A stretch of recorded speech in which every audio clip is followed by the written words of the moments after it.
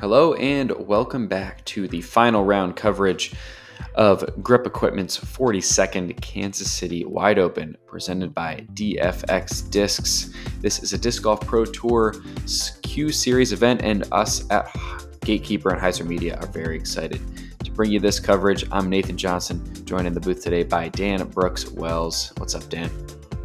What's going on, man? We're having a good day. We're having a good weekend here, watching some awesome golf. It is hot out. It is toasty, and the scores perhaps will reflect it. So far, this course has proved to be challenging. 9 under leading the way for GT Hancock. We've got Micah, Groth, Drew Gibson, and Braeden sides rounding out our lead card for this final round. Yeah, awesome. Really cool to see all these players here on lead card at this extremely challenging course. And we will start here at hole 1, par 4, 575 feet. You can lay up to the left short of this bushy tree, or you could lay up to this second landing zone, or option number 3, you can go for the pin. Obviously, there's OB all around it. Got GT Hancock leading the way, has played some very steady golf thus far in the tournament. 7 under first round, followed by a 2 under round 2 to keep him in the lead. He played this same shot yesterday pretty well, just puts it right over there in the safe zone. We'll set him up nicely to pitch up to the green. Yeah. And Micah here. Micah's got an arm. Let's see if he decides to send this one. Definitely sent it, but this looks more like a play for that second landing zone. Oh, nope, still just the first one. Might be a little bit pinched with that bushy tree, but should be fine. Speaking of arms, we got Drew Gibson on the card. Had a bit of an up and down year. I know he's been dealing with some injuries, but I'm sure he would love to take down this Q Series event. This might be a play for the green. Yeah, I would think so. I mean, he throws 600 flat ground, and this is downhill, so. Yeah, that is way up there. Probably in that 60, 70 foot range, pin high left. Yeah. Not sure if he's going to run that one, but it's definitely an easy 3 if he wants it to be. Yeah, we got Braeden sides rounding out the card, having a very solid year. His first full year on the Pro Tour. Sponsored by Castoplast. We'll see. I'm guessing this will be a layup. Over to the left as well. Very smooth backhand form. Yeah, looking like it. As long as it lands in the opening, it should be fine. Sometimes, even if you are cut off by that bush, you have like a spike hyzer into the basket, so. Should be able to figure something out. Micah, Groth up first. It was a little bit deep. That is a very common mistake you see players make with the OB lake in front of the basket and that downslope just behind. It's very difficult to stick this one close. Yeah, landing it soft is definitely the name of the game. That one might be close enough for Hancock to run. Yeah, so you see having to go with the step out forehand can be pretty dangerous, but that is very well thrown from sides. Has an uphill putt coming back. You see Drew straddling out here. Doesn't seem like he has much of a run at it, but shouldn't be a problem getting up and down. Yep, just pitches it up. Gonna have a nice stress-free tap in birdie to start his day, whereas these guys have some scary putts coming back uphill, the water close behind. Definitely not a putt you want to full send. Yeah, you know, maybe if the wind is calm, but definitely challenging. I think that was lucky to stay in. Again, guys, the OB is like 5 to 10 feet away. Braeden's birdie putt just a bit low, and that is a unfortunate roll away. Gonna have an even longer putt at this point. So is this now it's for par? I mean, you're pretty much running it again, right? Or do you decide to just lay up? Yeah, takes his medicine, just pitches it up. It's tough to do. Probably the right play, but it's definitely tough to do. Yeah, especially starting the round 4 back at the lead. Having to give up a stroke early like that is, I'm sure it doesn't feel great, but he's got plenty of golf left to make some moves. Best to not start out with a huge number on hole 1.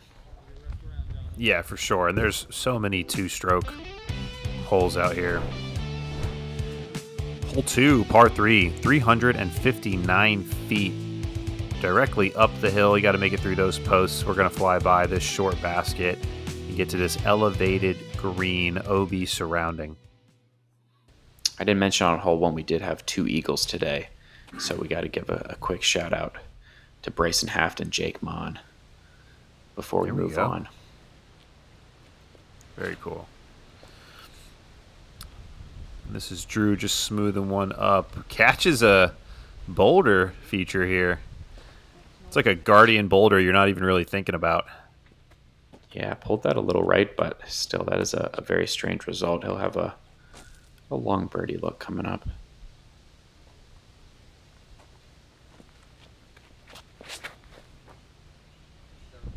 Nice smooth release. Yeah, these players from are really. Hancock. Go ahead, Dan. Yeah, definitely, and that's all right. These players are looking to throw a fairway, probably something that has a little bit of turn to it, so it flips up this gap and rides straight instead of hyzering out quickly. Forehand definitely an option too. Micah with a nice little hyzer flip. I'm sure he would have liked to get a little more turn out of that one. Fades out a bit short right. Yeah, being 360 uphill, it probably plays, what do you think, more like 380 or 90 worth of power? Yeah, at least. It's definitely a full rip for these guys if you're going fairway driver. Because, there's no reason to come up short, hard to go deep. That is a very nice shot from Braeden. Puts himself at the base of that rock feature, which is only about 25 feet away.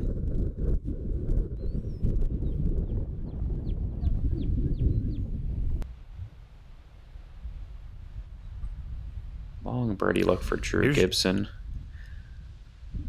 Wow. Yeah, kind of not messing with it. Yeah, I mean, with that right to left wind, if you put it up into that, the wind might have just taken it. You never know.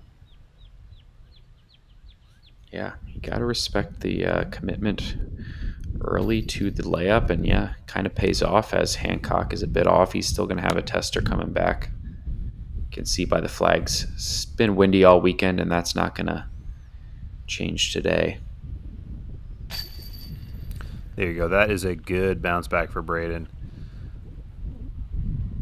Definitely nice to pick up a stroke here after losing one on the first. Thanks. That's what you kind of got to do at this course. You got to, you're going to get your birdie chances, and you got to take advantage of them. They're not all going to be like super close to the basket. Like that was a tester. And then you're going to have to scramble here. It's the name of the game. Yeah, there are multiple tricky greens as well with elevated baskets and different features. So some of these 30, 40 footers that you would normally be running on any other course kind of have to be safe runs or layups like we saw from Drew on both of the first 2 holes. So definitely a course where you have to take your chances when you get them.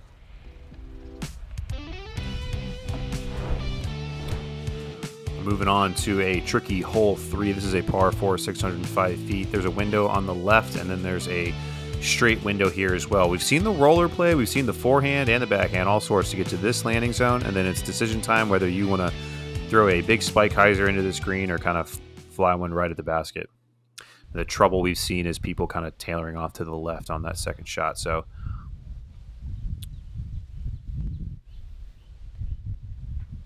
looks like Braeden is going to opt for that forehand. You mentioned, Dan, down the left-hand side, a little bit low, but is in the landing zone and will have a chance to go over from there. Maybe just going to play a little bit longer than he would normally like. Yeah, and this shot, I mean, you're not trying to bite off distance, you just want to make it through. If you make it through, you have an opportunity, as Drew does just that. If you don't make it through, there's no chance at a birdie. Yeah, pretty much it's just going to end up being a pitch up.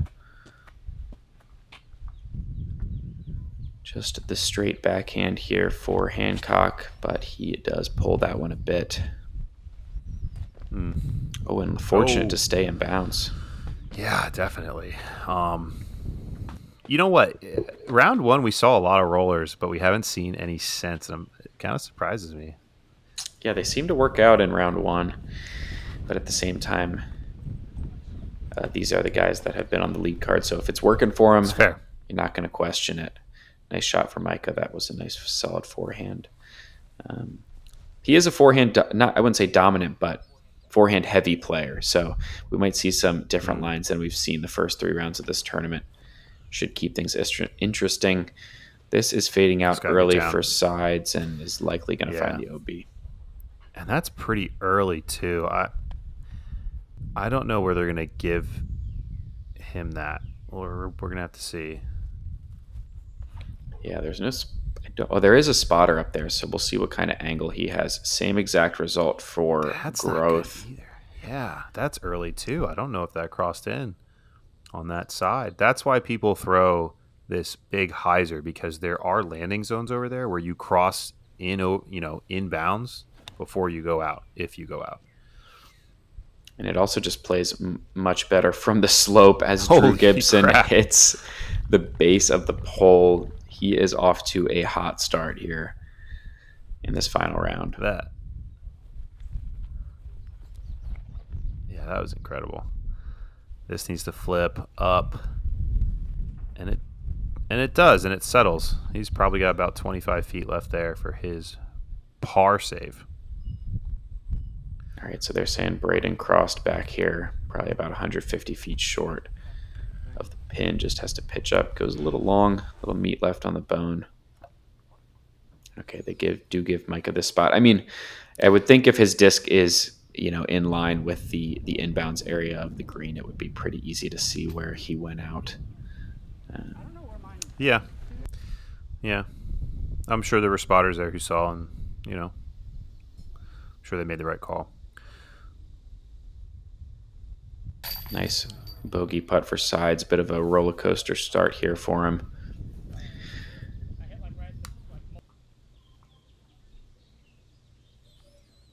And you can see the wind. There's no wind to be found right now, but it was just blowing a little bit ago. So on and off gusty winds can kind of get into your head. It can change your pace of play. Like, oh, hurry, step up. It's not windy. These things are some of the stuff the players are thinking about.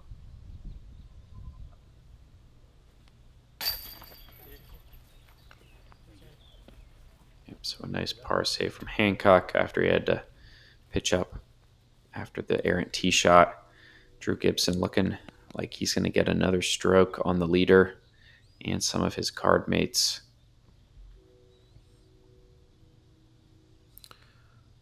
Yeah, what a reaction off the pole to get him that far away, though. Came in hot. Sneaks it in low left. And that'll put him one back at the lead.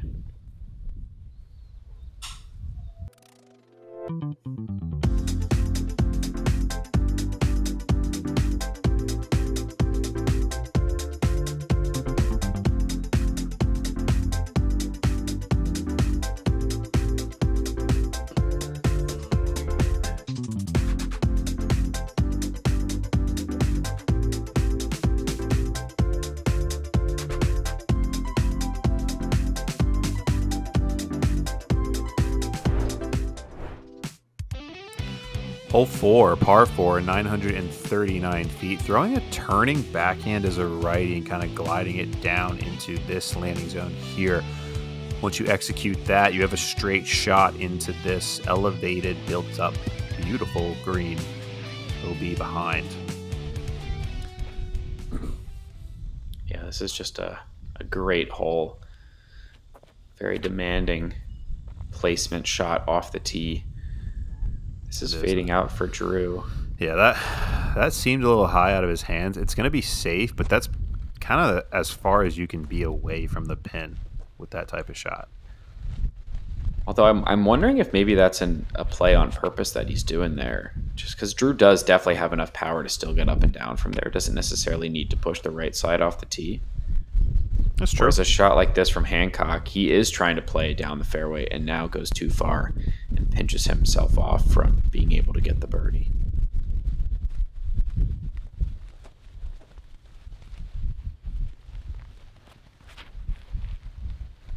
And this is the play I like if it keeps turning.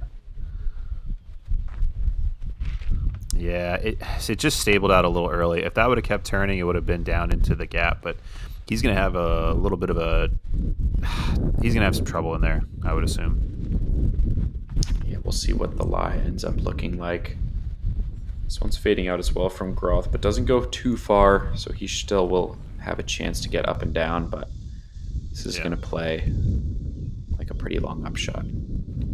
Yeah, this is a full rip. I mean, they're pretty far. They are really high up, which gives them an advantage, but yeah, it gets a good flight out of it.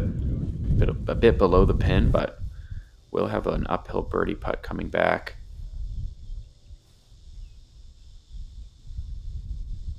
And Drew gets the benefit of having a little bit more of a hyzer into the basket, so more of a natural shot.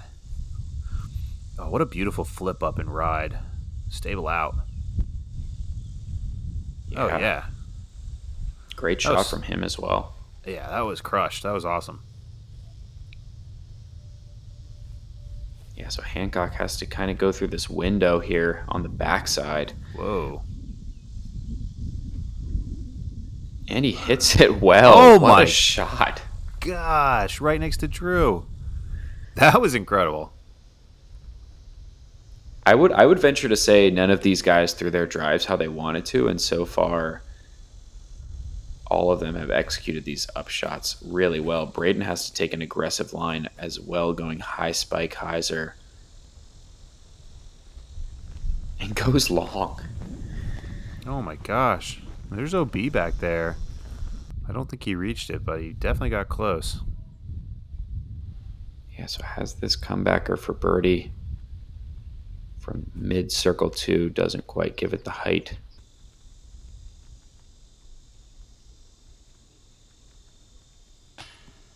Same thing for Groth there. A little bit of a tailwind. Might have just dropped it at the last second. See, Hancock is also dealing with a little bit of a left to right for him. Maybe a little tail. Sit down. You hate to see that. Yeah, he's going to have a similar putt coming back as Drew Gibson, able to make the correction. Knocks that one down from just outside the circle for birdie. And he is off to a dream start. 3 down through 4. And unless Hancock can knock his putt down, it's going to have the solo lead.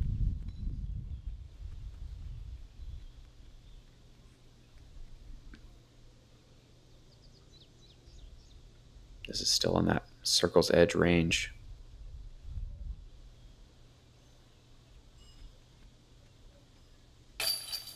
Boom.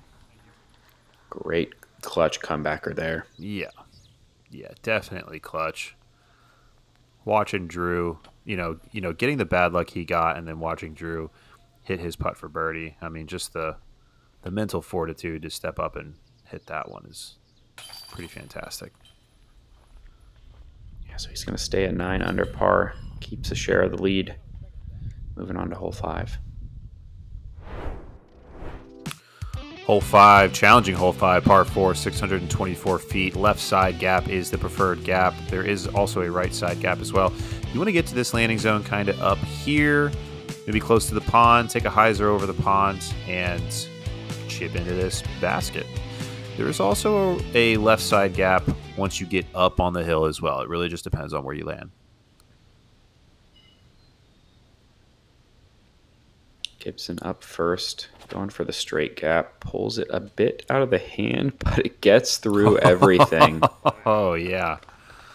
What a great break. It's hard to, it's hard to find a gap through there, but he finds one. Yeah, when you're running hot, Yeah, man. just got to keep it rolling. Hancock going for the forehand. Fades out just a bit early, though. Yeah. That'll be all right. Yeah, we'll see. Yeah. We'll see what he can do from there. Still has an outside look to get the birdie.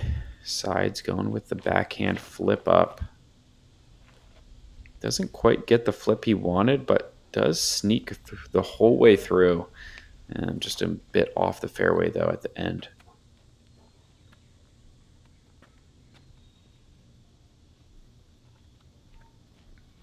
And as you were saying, Groth is a dominant forehand player.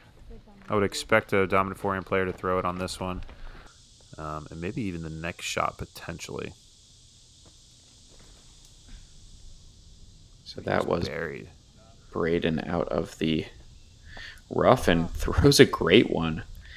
I think he went over the pond from there, which is just a wild line to throw. Yeah, Groth is deciding to take this left side. You got to be careful because if it kicks a tree and goes right, you can hit that pond. But it looks like he kicked and sat. Yeah, filtered through. Going to be a really long look from there, but because it's straight uphill, he's going to be able to give it a bid. Yeah, I don't know if he will, though, after the result of the last uphill putt that he had. Drew, Drew was taking that right side gap as well. I was going to say you got to be like a goldfish, as Lasso would say, right? Short memory. We'll see if he opts for it. This is a scramble shot from Micah, well executed.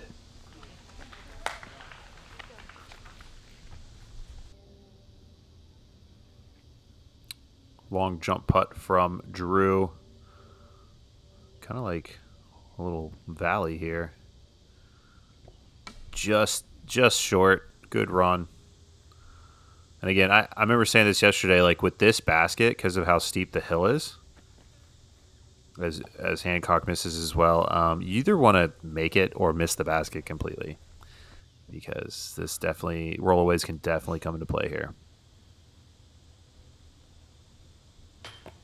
Just a bit low for side, so none of our four players able to connect on those outside looks for birdie. All going to have to settle for par.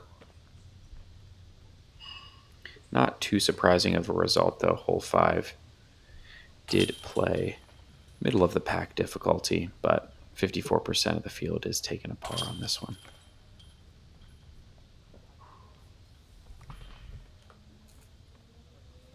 Yeah, this is definitely a good par to take. You can get into trouble pretty early. But we are moving on to hole 6, par 4, 658 feet.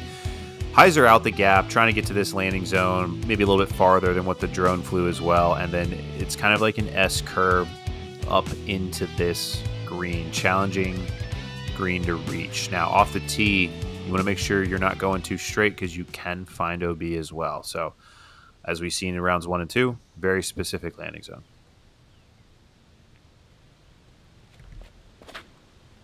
Gibson still has the box. Gets a very weird wind reaction, but still works out nicely. Might have to throw some sort of flex forehand or tricky flip-up shot because he's a bit short left of, I'm sure, what he would like.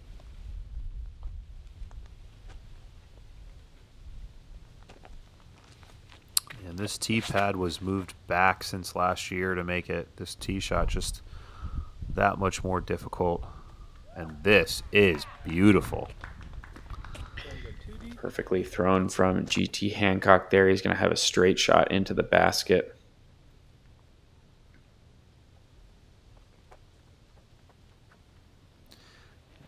That's pretty much what these guys are looking to do. Yeah, that's going to be a tough scramble. Yeah, early release for sides. Going to be obviously not what he was looking for. Just a nice straight side out, little turnover sidearm from Groth. Wow. That's a nice shot. Very technical. Yeah. It works out well. I would say he's definitely forehand dominant after that. That was impressive. And you see Braeden has to just pitch up to the landing zone, and he still doesn't really find it. Yeah, trying to cut the corner here. Does execute the shot well, but it's still going to be well short of where he'd like to be to save the par. So probably a bogey coming up. This is not an easy upshot for Micah either. Actually, just going to pitch down to the bottom. Yeah, and if you don't have anything, I mean, like I said, like GT is kind of in the only position I'd say that can go for a birdie. And if you really don't have anything, you might as well lay up, because you can get a lot of bad kicks into a lot of bad places. Yeah, and Drew Gibson does that as well. Yeah. Yeah, can't put your drive in a much better spot than this. Looking straight at it, just maybe a little baby turnover. I mean, and another challenging thing about this shot is this, and GT does get over on this one a little bit too much, but I understand why he put that much turn on it, because the green slopes from right to left. So if you have something falling out of the sky right to left, it's going to just slip down the hill. Micah able to put the forehand on it to work against the hill.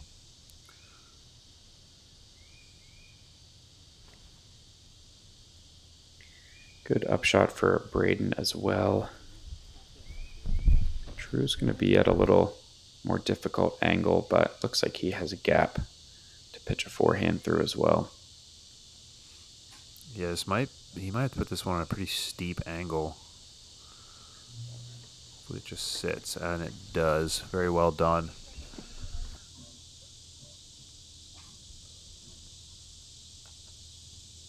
Looks like GT does have a bit of a window for his birdie putt, but doesn't hit it. And now he's left with this tester. But we've been seeing his putt with inside the circle pretty solid for the whole tournament so far. Kind of has to be out here if you want to score well. Yeah, a lot of circle's edge type putts on this course. Hard to park a lot of these holes. And our card did play this one pretty good. This hole did play almost a whole stroke over par. It was the second hardest hole on the course.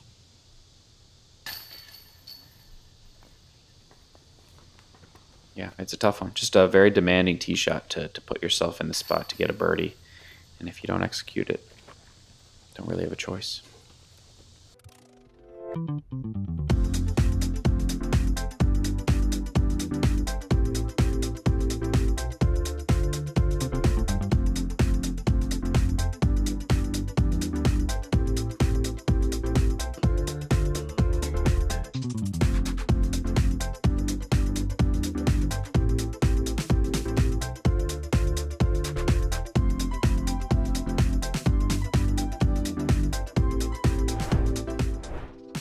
Hole 7, par 3, 420-foot tunnel shot. OB left, OB right, OB long. Trying to like flex something down here and maybe get a little skip at the end into the basket. So I'd see a lot of guys take a fairway, maybe let it flip up a little bit. Try and keep it low so it doesn't, HYZER out and skip OB left. This is looking on a nice line from Drew. Just needs to get a little sneaky at the end, and it does. Finds his way up inside the circle. Yeah, if you can get that little bit of drift to the right, about halfway down the fairway, that is the ideal line to take. We saw Hancock throw this shot perfectly in round 2. This one doesn't quite get enough flip. There is out of bounds over there. Looks like he was fortunate enough to stay in. Yeah, there's like a wall of trees to get through. It's kind of like if it pokes through, it pokes through. If it doesn't, lucky you. This is a good shot here. Probably just outside the circle for his 2. You'll take that the majority of the time.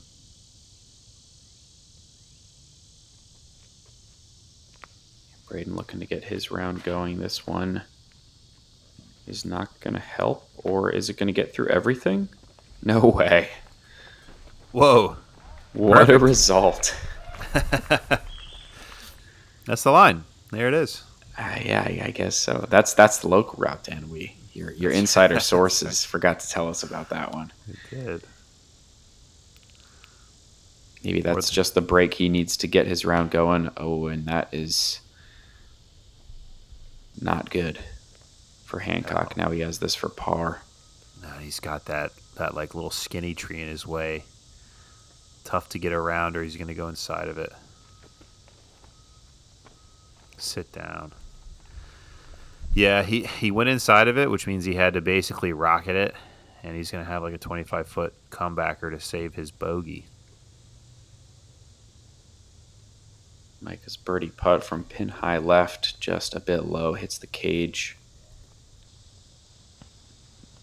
So Drew for birdie, get himself to 10 under par. 4 under through 7 is good. What a start. Yeah, absolutely fantastic. Definitely the best start we have seen so far, for sure. Again, Hancock, seeing Drew, getting the bird, knowing this one is to only lose 2 strokes to him on this hole. Yeah, going to be his first non-par of the round. Oh, a double bogey. I guess he was out of bounds off the tee. Yeah. Wow. That's a big swing. I mean, there are plenty of holes out here that are 2-stroke swings, so just got to keep at it. You never know what can happen. And good local route birdie by Sides. Good bounce back. Walking on over here to hole 8, par 4, 756 feet. Kind of a low ceiling for how high you want to get up on this hill. Once you do, you got basically a blind shot into this pin. OB on the right side, which we've seen come into play, and this is a pretty protected green on the left and right side. So goal number 1, get out the gap with a little bit of turn potentially and try and keep it high and gliding.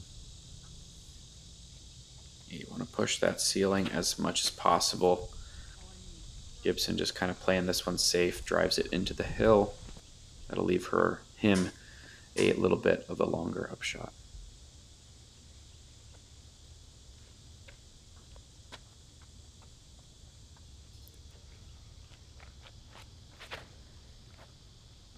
Yeah, this is looking good from Sides. Just missing the right side trees. Getting out the gap and up the hill just a bit. Make it a little bit easier for him. Yeah, not surprising to see Micah go with the forehand. It definitely shapes this hole better. Yeah, and there's a good amount of shots here that are like tunnel shots out the gap, and it, for people who do throw forehands, as well as I do that being able to look at your gap the entire time just feels better. Oh yeah, 100%. This one is also pushing that ceiling nicely. Gets through for Hancock and sets him up in a good spot.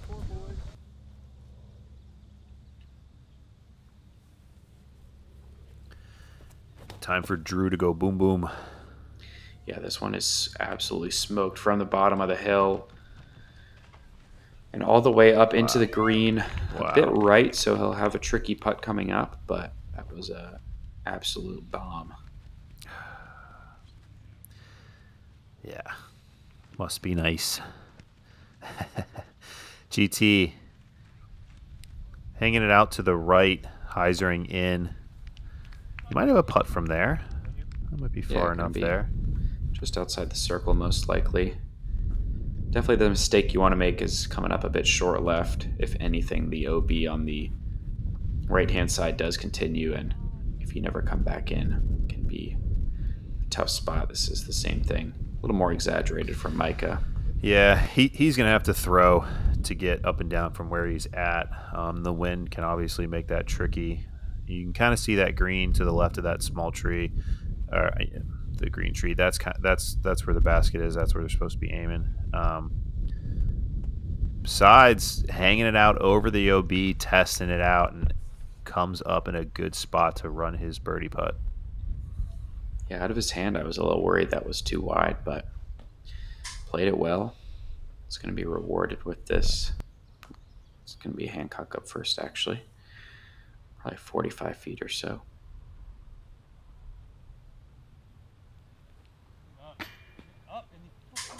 Yeah, just a bit low. Good solid run. Braeden now can get himself back to even, but a bit low as well. Just seeing these guys not quite getting the height right on a lot of these uphill putts. Understandable. Drew only about 20-25 feet, but has a window in the trees and connects yet again. 5 under through 8. The dream start continues. And just like that, he has a 4-stroke lead on the card. Unbelievable. After starting his round 3 back of the lead. Yeah, just executing all those shots, and then he's just making all his putts inside the circle, and even had a C2 putt as well.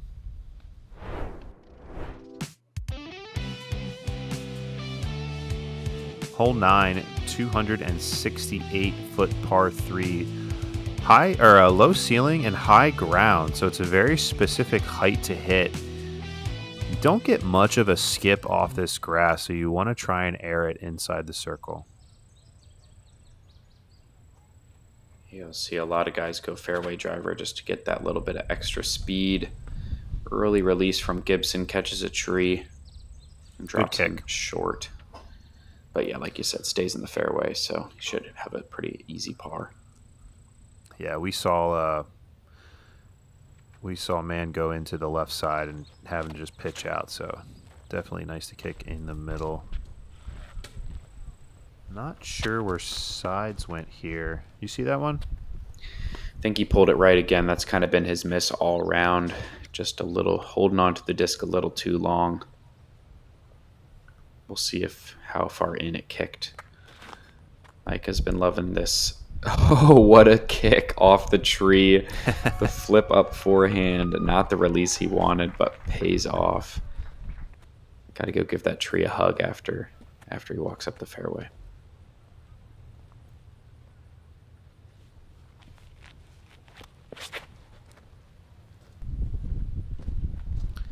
Oh, gets the skip. There is a little dirt patch there where like the short pin is, and he's able to hit that. That was pretty perfect. Yeah, nice break for Hancock, and maybe that's the good break he needed to get himself back into this thing. Gonna have a very short putt coming up for birdie. Chance to get a stroke back on Drew at least, and we'll look at that lie. Yeah.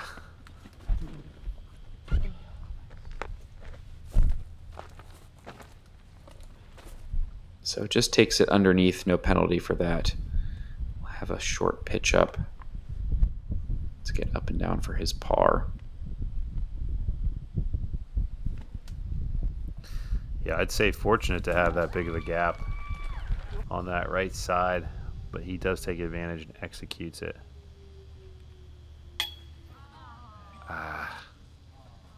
Good looking putt for Micah, but just a bit high, catches the band. He's going to stay at 7 under. Drew's going to stay at 11.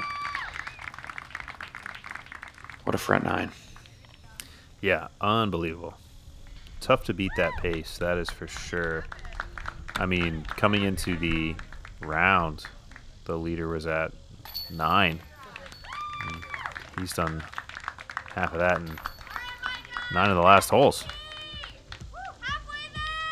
Yeah, and that'll do it for our front 9. As we take a look at those scores, 5 through 9, absolute fire from Drew Gibson. These other guys all at 1 over for their first 9 holes, looking to turn things around on the back As we take a look at the rest of the leaderboard, Nick Gill 4 down through 9 making some moves. Freddie Meza 5 down through 9. We are getting some hot scores in this final round. Yeah. We will have some fireworks and a exciting finish for you guys, so make sure to jump over to HYZER Media's YouTube channel if you want to check out the exciting finish of this year's Kansas City Wide Open. We'll see you over there.